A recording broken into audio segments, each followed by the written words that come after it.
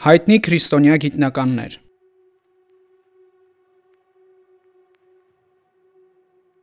Շատերը կարծում են, թե գիտությունը և հավատը հակասում են իրար, բայց պատմությունը ցույց է տալիս հակառակը։ Աշխարհի ամենամեծ գիտնականներից շատերը եղել են քրիստոնյաներ։ Նրանք ոչ միայն մեծ հայտնագործություններ են արել, այլև իրենց կյանքով ապացուցել են, որ գիտություն և հավատը լրացնում են իրար։ Եկեք միասին ծանոթանանք 5 հզոր գիտնականների հետ, որոնք եղել են քրիստոնյաներ։ Իսկ մինչ այդ բաժանորդագրվեք ապոլոգիա կենտրոնալիքին, որպեսզի բաց չթողնեք մեր հետագա տեսանյութերը։ Իսահակ Նյուտոն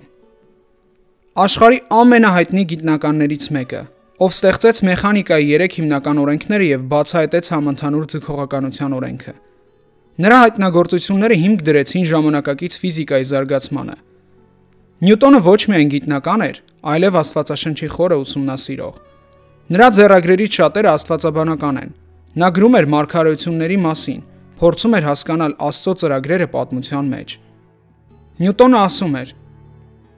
«Ես Աստծո ստեղծած տիեզերքում տեսնում եմ կարգ ու խելամտություն, ոչ թե քաոս»։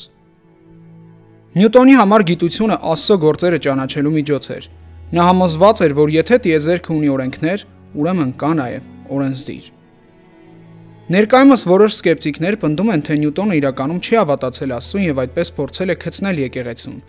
Սակայն քրիստոնեության պատմություն ուսումնասիրող ցանկացած մարդ էլ գիտի, որ 10-ից 18-րդ դարերի Եվրոպայում քրիստոնյաները անհավատներից ավելի վատ և վտանգավոր հակառակորդների համարում էին հերետիկոսներին, իսկ Իսահակ Նյուտոնը չէր հավատում Սուրբ Երրորդությանը։ Եթե նա պարզապես քրիստոնյաներին քցնելու համար ձևացներ, թե հավատում է Աստծուն, ապա կներկայանար որպես անգլիկան եկեղեցու հավատարիմ հետևորդ, որը սակայն նա չէր անում, իրեն դարձնելով հերետիկոս այլ քրիստոնյաների առաջ։ Սակայն դրանով ապացուցելով, որ տիեզերքը արարող բանական Աստծո գոյությանը նա իրապես հավատում է և նրան համարում է տիեզերքի արարիչ։ Յոհան Կեպլեր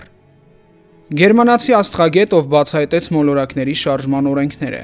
Նրա շնորհիվ գիտենք, որ մոլորակները շարժվում են էլիպսաձև ուղեծրերով։ Կեպլերը մեծ հավատացյալ էր։ Նա համոզված էր, որ բնության մեջ թաքնված է աստվածային տրամաբանությունը, և գիտնականի գործն է բացահայտել այն։ Կեպլերն ասում էր. «Գիտությունը դա Աստծո մտքերից հետո մտածելն է»։ Նա հաճախ աղոթքով էր սկսում իր աշխատանքը և գիտությունը համարում էր պաշտամունքի ձև։ Նրա համար աստղերը պարզապես լուսատուներ չէին, այլ Աստծո ստեղծագործության վեհ գեղեցկություն։ Գրեգոր Մենդել ավստրիացի ավգուստինյան վանական և կենսաբան, որին կոչում են գենետիկայի հայր։ Իր Մենաստանում նա տարիներ շարունակ փորձեր էր անում ոլորի բույսերի հետ։ Նա դրանցից բացահայտեց ժառանգականության հիմնական օրենքները, գեների ու հատկանիշների փոխանցման սկզբունքները։ Մենդելը գիտական աշխատանքը համադրում էր իր հոգևոր կյանքի հետ։ Նրա կարծիքով գիտությունը չէր խանգարում հավատքին, այլ ընդհակառակը ցույց էր տալիս արարչի իմաստությունը։ Նրա փորձերը ցույց տվեցին, որ բնությունը ունի հստակ կանոններ, որոնք հենց Աստված է դրել աշխարհի հիմքերում։ Ժորժ Լեմետր բելգիացի կաթոլիկ քահանա և աստղաֆիզիկոս։ Նա առաջիններից էր, ով առաջ քաշեց տիեզերքի ընդարձակման գաղափարը։ Լեմետրը առաջարկեց, որ տիեզերքը ունեցել է սկիզբ, պրիմորդիալ ատոմի տեսությունը, որը հետագայում հայտնի դարձավ որպես մեծ պայթյունի տեսություն։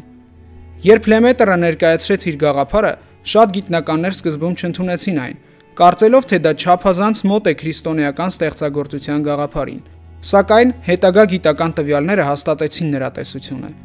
Լեմետրը ցույց տվեց, որ հավատքը չի խանգարում գիտությանը, այլ կարող է օգնել բացահայտել մեծ հարցերի խորությունը։ Ուիլյամ Ֆիլիպս ամերիկացի ֆիզիկոս, Նոբելյան մրցանակի դափնեկիր, լազերային սառեցման և ատոմների հետազոտության համար։ Նա բացահայտ քրիստոնյա է։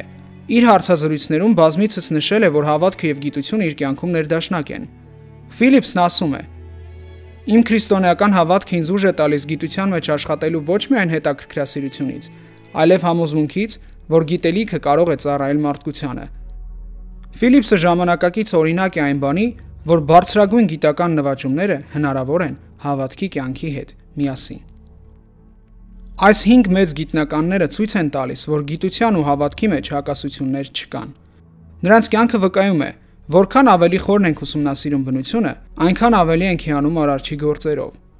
Այսօր էլ գիտությունը շարունակում է զարգանալ, Բայց ճշմարտության աղբյուրը մնում է նույնը՝ Աստված, ով ստեղծեց ամեն ինչ։ Գիտությունը բացատրում է, թե ինչպես, հավատքը բացատրում է, թե ինչու։ Եվ երկուսը միասին մեզ տանում են դեպի ճշմարտության ամբողջական պատկեր։ Գիտությունը և հավատը միասին են բացահայտում Արարչի գործերը։ Գալիլեո Գալիլեյ